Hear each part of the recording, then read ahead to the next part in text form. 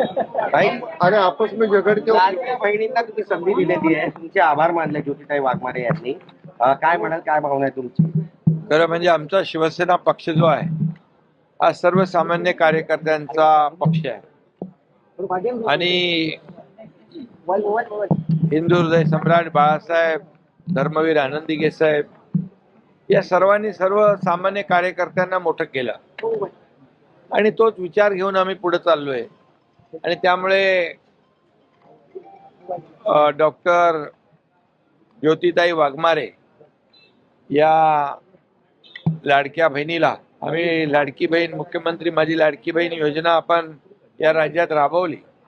अनेक लाडक्या बहिणींच्या संसाराला हातभार लागला आणि त्यामुळे आता या शिवसेनेच्या माध्यमातून देखील डॉक्टर ज्योतिताई वाघमारे यांना शिवसेनेने राज्यसभेची संधी दिलेली आहे. खरं म्हणजे त्यांना देखील याची काहीच कल्पना नव्हती, परंतु शेवटी शिवसेनेमध्ये सर्वसामान्य कार्यकर्त्याला बळ देण्याचं काम गेल्या 3-3.5 वर्षापासून आम्ही करतोय आणि त्याचाच एक भाग म्हणून ज्योतिताईंना राज्यसभेची संधी दिलेली आहे. ज्योतिताई राज्यसभेमध्ये अतिशय पक्षाची भूमिका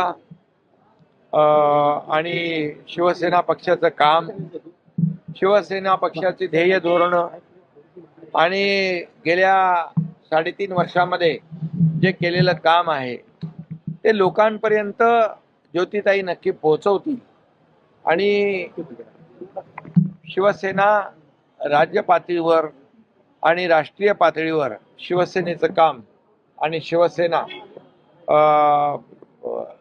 ते नक्कीच नेण्याचं काम करतील. आणि महाराष्ट्रामधले प्रश्न असतील, देशातले प्रश्न असतील, काही धोरणात्मक प्रश्न असतील, हे सर्वसामान्यांच्या हिताचे प्रश्न याला राज्यसभेमध्ये ज्योतिताई प्राधान्य देतील. आणि मला विश्वास आहे की शिवसेनेने केलेली निवड जी आहे ती अतिशय सार्थक ठरेल आणि सर्वसामान्य माणसाला न्याय देण्याचं काम, अतिशय सर्वसामान्य घरातली ही आमची बहीण आहे. सोलापूरमध्ये अतिशय छोट्या घरामध्ये, कच्च्या घरामध्ये राहणारा हा परिवार आहे आणि त्यामुळे कुठल्याही परिस्थितीमध्ये कुठल्याही प्रकारची त्यांनी मागणी केली नव्हती. त्यांनी कधी माझ्याकडे अशा प्रकारचा राज्यसभेचा विषयही काढला नव्हता. त्यांना देखील हा अनपेक्षित असा हा निर्णय आम्ही घेतलेला आहे आणि त्यांना देखील याची कल्पनाही नव्हती.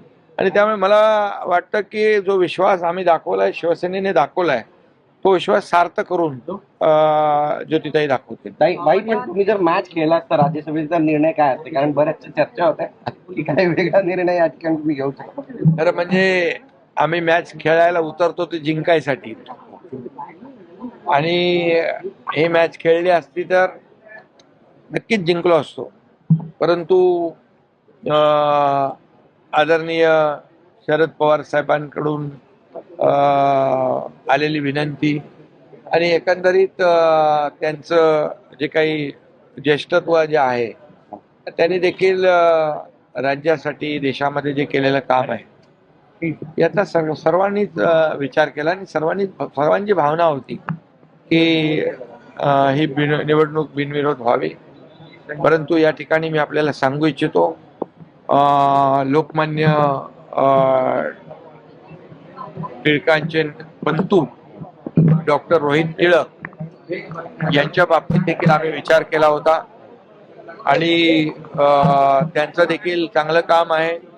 अनेक संस्था त्यांच्या लोकमान्य टिळकांच्या नावाच्या आहेत, युनिव्हर्सिटी आहे, खूप मोठ्या संस्था, अनेक संस्थांवर ते अध्यक्ष आहेत आणि त्यांचं देखील सामाजिक काम लक्षात घेऊन आम्ही त्यांच्याबद्दल देखील नक्कीच शिवसेनेने विचार केला होता. परंतु पवार साहेबांची उमेदवारी त्यांनी जाहीर झाल्यानंतर आम्ही तो विचार बदलला आणि ही निवडणूक बिनविरोध केली. डॉक्टर रोहित टिळक नक्कीच यापुढे देखील सोबत काम करतील आणि शिवसेनेसोबत लोकांची जी काही सेवा आहे ती करतील. सर, तुमची कार्यावरची कसरत झाली आहे का? अनेक दिग्गज होते ते या स्पर्धेमध्ये होते राज्यसभेच्या निवडणुकीसाठी, मात्र ज्योती बापूंना त्यांना निश्चित झालेला आहे. तुम्हाला या कार्यावरची कसरत करावी लागेल.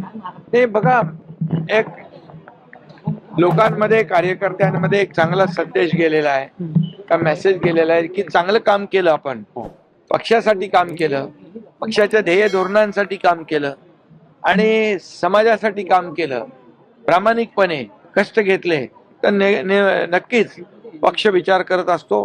पक्ष हा चांगल्या काम करण्याची नोंद घेत असतो आणि मी देखील सर्वसामान्य कार्यकर्ता आहे, त्यामुळे सर्वसामान्य कार्यकर्ता चांगला जो काम करेल त्याला नक्कीच अशा प्रकारच्या संध्या मिळतील. CEN न्यूज, देश प्रदेश की ताजा तरीन खबरों के लिए CEN न्यूज को सब्सक्राइब करें और रहें पल पल की खबर से हर पल बाखबर.